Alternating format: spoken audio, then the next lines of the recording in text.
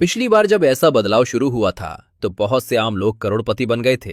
Hedge fund नहीं, wall street नहीं, बहुत अमीर नहीं, बस मेरे और आपके जैसे आम लोग। और आज जिंदा ज्यादातर लोगों को तो ये याद भी नहीं है कि ऐसा हुआ था। लेकिन बात यह है कि ये अभी 2026 में फिर से हो रहा है, और पहले की तरह ही ज्यादातर लोग इसे पूरी तरह से मिस कर देंगे।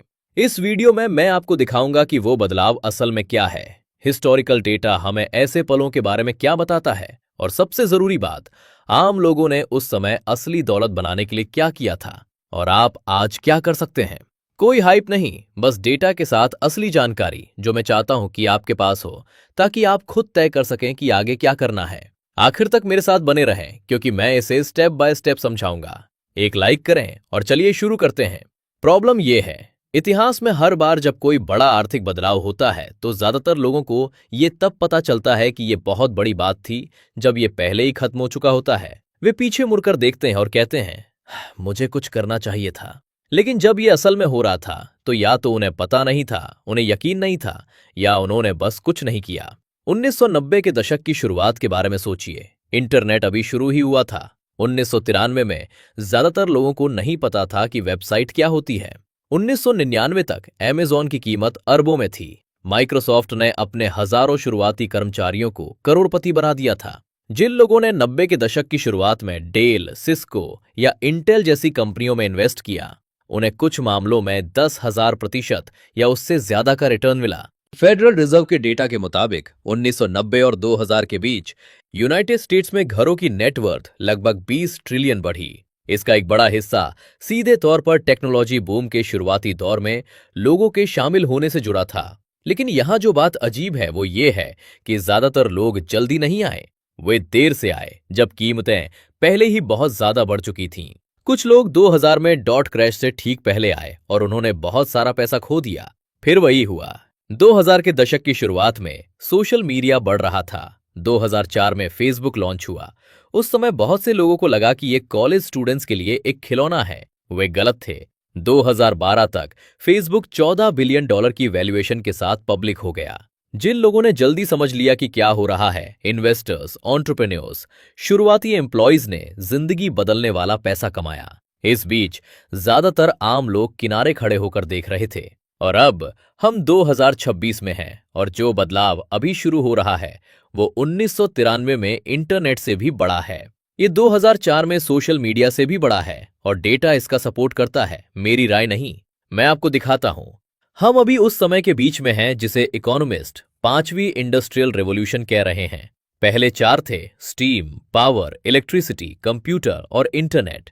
हर एक ने अमीर लोगों का एक बिल्कुल नया क्लास बनाया। वे लोग जो बदलाव से पहले आम थे और मिलियनेयर, यहां तक कि बिलियनेयर भी बन गए क्योंकि वे समझ गए थे कि क्या बदल रहा है और उन्होंने खुद को उससे आगे रखा। पांचवी इंडस्ट्रियल क्रांति आर्टिफिशियल इंटेलिजेंस का इंसानी काम और रोजमर्रा की जिंदगी के साथ मिलना है। लेकिन ये सिर्फ एआई नहीं है, ये एआई प्लस ऑटोमेशन है। साथ ही इन चीजों के ऊपर एक नया इंफ्रास्ट्रक्चर भी बन रहा है। Data centre, semiconductor chips, robotics, cloud computing और साइबर सिक्योरिटी सिस्टम इन सबको सुरक्षित रखते हैं। मैकेंजी ग्लोबल इंस्टीट्यूट की रिसर्च के मुताबिक एआई और ऑटोमेशन हर साल दुनिया भर में 6.1 से 7.9 ट्रिलियन डॉलर की एक्स्ट्रा इकोनॉमिक वैल्यू पैदा कर सकते हैं। ये जापान की पूरी जीडीपी से भी ज्यादा दौलत है जो हर साल बन रही है। और ये दौलत सिर्फ टेक कंपनियों को नहीं जाती, ये हर industry, health care, finance, manufacturing, real estate, retail, हर सेक्टर में असर डालती है। यहीं पर यह समझना जरूरी हो जाता है कि ज्यादातर लोग क्या भूल जाते हैं। हर टेक्नोलॉजी बदलाव जो हुआ है वो पहले वाले से ज्यादा तेजी से हुआ है, और ये बदलाव हमने अब तक जो कुछ भी देखा है उससे भी तेजी से हो रहा है। 1999 में नेटफ्लिक्स को 1 मिलियन यूजर्स तक पहुंचने में लगभग 3.5 साल लगे थे।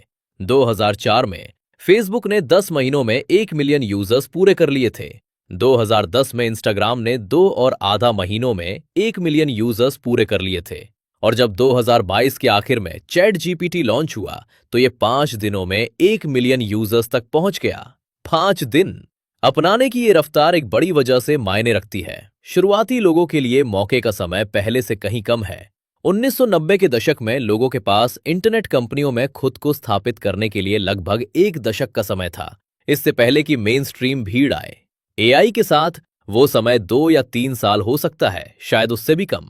लेकिन सबसे बड़ा मौका हमेशा यूट्यूब ही रहेगा, खासकर अगर आप चीजें सही तरीके से करते हैं, जैसा कि मैं आपको नीचे दिए गए लिंक में अपनी फ्री कम्युनिटी में सिखाता हूं। वर्ल्ड इकोनॉमिक फोरम की 2024 की रिपोर्ट के मुताबिक 2027 तक दुनिया भर की 75% कंपनियां किसी न किसी तरह की एआई टेक्नोलॉजी अपनाने का प्लान बना रही है। अभी 2026 की शुरुआत तक लगभग 56% अमेरिकी बिजनेस ने किसी न किसी तरह की एआई का इस्तेमाल करना शुरू कर दिया है, जिसका मतलब है कि 44% ने अभी भी नहीं किया है। वो 44% का गैप यहीं पर।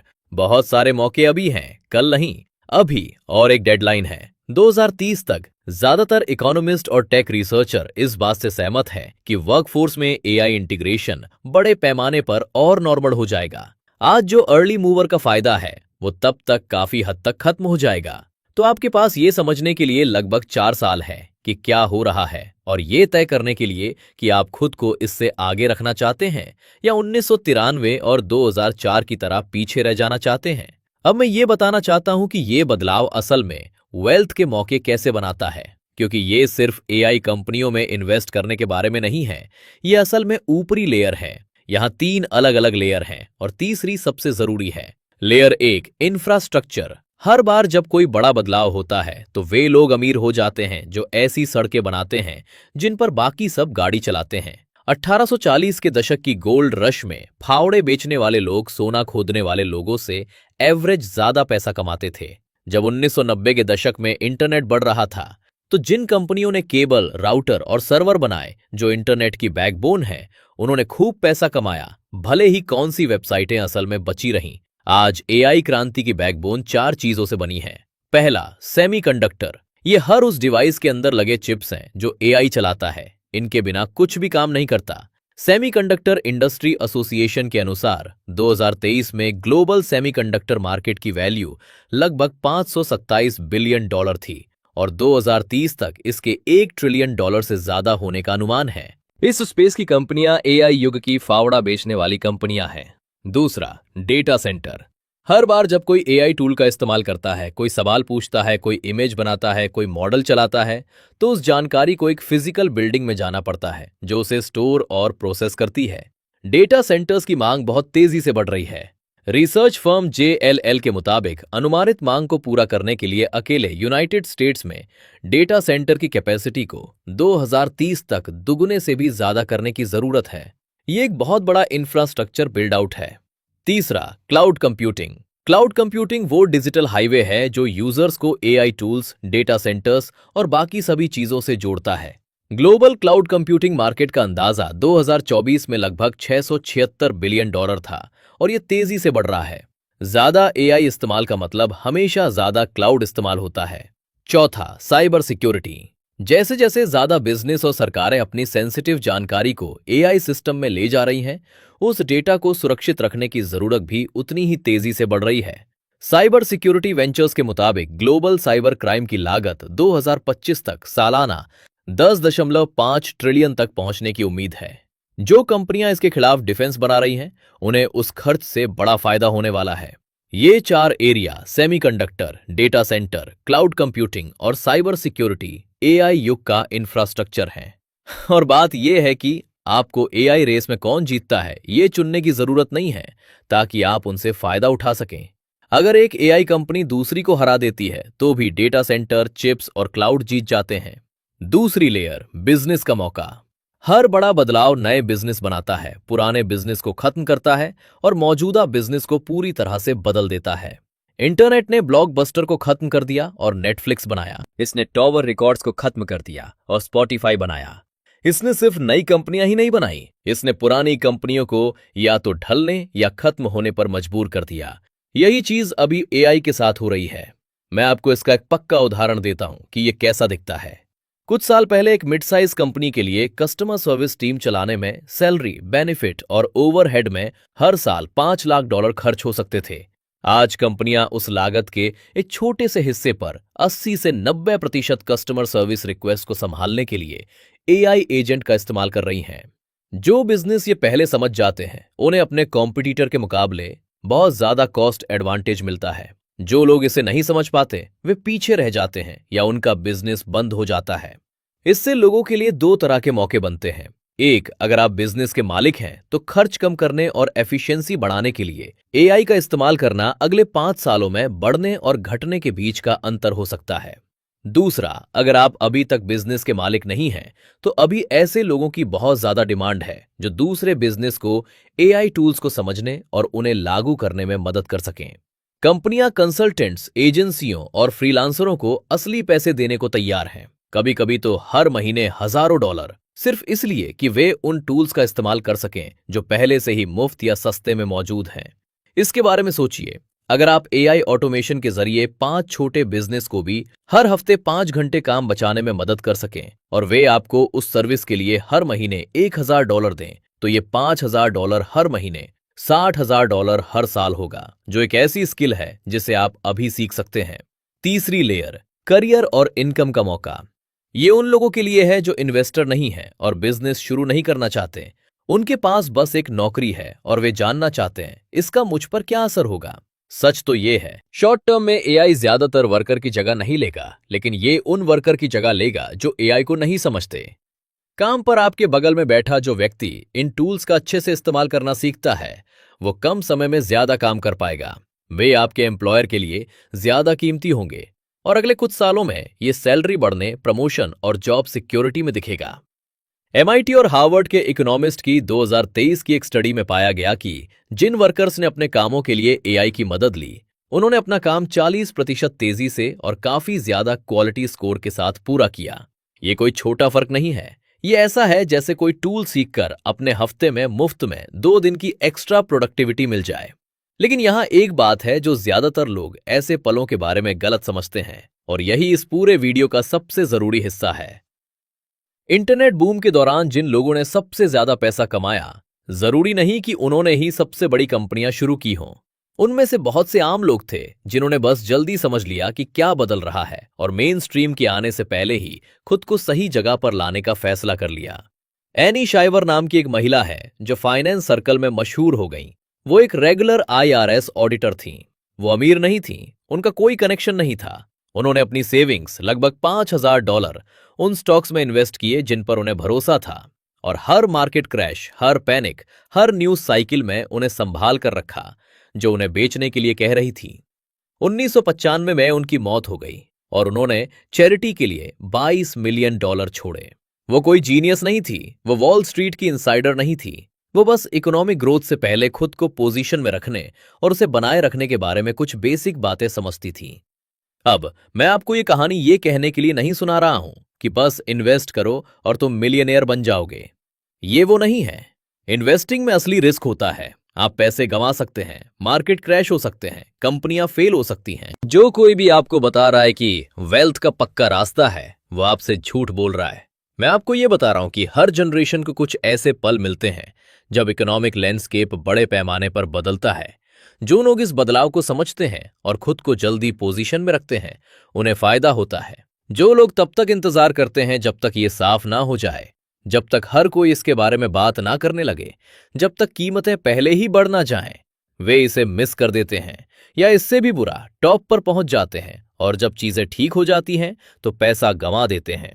अभी हम जो कुछ भी माप सकते हैं उसे देखते हुए अपनाने की स्पीड, सरकारी इन्वेस्टमेंट, कॉरपोरेट खर्च, जॉब मार्केट में बदलाव, एआई रेवोल्यूशन शायद कहीं वहीं है जहां इंटरनेट 1994 या 1995 में था, बड़े रन से पहले, मेन स्ट्रीम वेव से पहले। अभी भी जल्दी है। मौजूदा एडमिनिस्ट्रेशन के तहत यूनाइटेड स्टेट्स सरकार ने पब्लिकली यूएस को एआई में ग्लोबल लीडर बनाने का वादा किया है। इसका मतलब है कि इस स्पेस में फेडरल पैसा जा रहा है। जब सरकारी पैसा प्राइवेट इन्वेस्टमेंट के साथ किसी सेक्टर में जाता है तो हिस्टोरिकली इससे बड़ी इकोनॉमिक एक्टिविटी हुई है। गारंटीड रिटर्न नहीं, बल्कि एक्टिविटी और मौका मिला है। आपको खुद से यह सवाल पूछना है कि 2026 में क्या मैं वो इंसान बनूंगा जो 10 साल बाद पीछे मुड़कर देखेगा और कहेगा, मैं समझ गया कि क्या हो रहा था और मैंने इसके बारे में कुछ किया? या मैं वो इंसान बनूंगा जिसने इसे जाते हुए देखा? मैं अपना YouTube चैनल खोलूंगा या मैं इस मौके को भी जाने दूंगा? अगर आप इसे खोलना चाहते हैं तो मैं नीचे दिए गए लिंक से अपनी फ्री कम्युनिटी में आपकी मदद कर सकता हूं। तो चलिए इसे एक साथ करते हैं, क्योंकि मैं चाहता हूं कि आप इस वीडियो से कुछ ठोस लेकर जाएं। अभी जो बदलाव हो रहा है वो असली है, इसे मापा जा सकता है और ये डेटा से सपोर्टेड है। हम पांचवी इंडस्ट्रियल रेवोल्यूशन के शुरुआती स्टेज में हैं। एआई, ऑटोमेशन और टेक्नोलॉजी का रोजमर्रा के काम और जिंदगी में मिलना। इतिहास में इस तरह के हर बड़े बदलाव ने आम लोगों के लिए मौके का रास्ता खोला है, जिन्होंने इसे जल्दी समझ लिया। अभी के एडॉप्शन रेट और अनुमान के हिसाब से वो समय शायद 2 से 5 साल के बीच का है। उसके बाद भी मौके बने रहेंगे, लेकिन जल्दी आने का फायदा, यानी सबको पता चलने से पहले अंदर आने की काबिलियत काफी हद तक खत्म हो जाएगी। ठीक वैसे ही जैसे 2001 के बाद इंटरनेट और लगभग 2017 के बाद सोशल मीडिया के साथ हुआ था। आप अभी कहाँ हैं, इस आधार पर इस बदलाव से जुड़ने के 3 प्रैक्टिकल तरीके हैं। अगर आप एक इन्वेस्टर हैं तो साफ नामों से आगे देखें। Semiconductor, data centre, cloud computing, cyber security में इंफ्रास्ट्रक्चर की भूमिकाएं ऐतिहासिक रूप से टेक्नोलॉजी बनाने के दौरान मजबूत रही हैं, क्योंकि उन्हें फायदा होता है चाहे कोई भी खास कंपनी रेस जीते। हमेशा की तरह अलग अलग तरह के काम करें, अपनी रिसर्च खुद करें और कभी भी ऐसा पैसा इन्वेस्ट ना करें जिसे आप खोने का रिस्क ना उठा सकें। अगर आप एंटरप्रेन्योर हैं या आपके पास कोई स्किल है जिसे आप बेच सकते हैं, तो अभी ऐसे बिजनेस का एक बहुत बड़ा मार्केट है जिन्हें एआई टूल्स को समझने और लागू करने में मदद की जरूरत है। आपको डेवलपर या डेटा साइंटिस्ट होने की जरूरत नहीं है। आपको बस एक आम बिजनेस ओनर से ज्यादा जानने की जरूरत है, जो अभी कोई बड़ी बात नहीं है। ये गैप एक असली बिजनेस मौका है। और अगर आपके पास नौकरी है और आप बस अपनी इनकम को बचाना और बढ़ाना चाहते हैं, तो अभी से ये टूल्स सीखना शुरू कर दें। इसलिए नहीं कि आपके बॉस ने आपको ऐसा करने के लिए कहा, बल्कि इसलिए कि आपके वर्क प्लेस पर जो व्यक्ति सबसे पहले ये समझ जाएगा, वो कमरे में सबसे कीमती व्यक्ति होगा। वो व्यक्ति आप हो सकते हैं।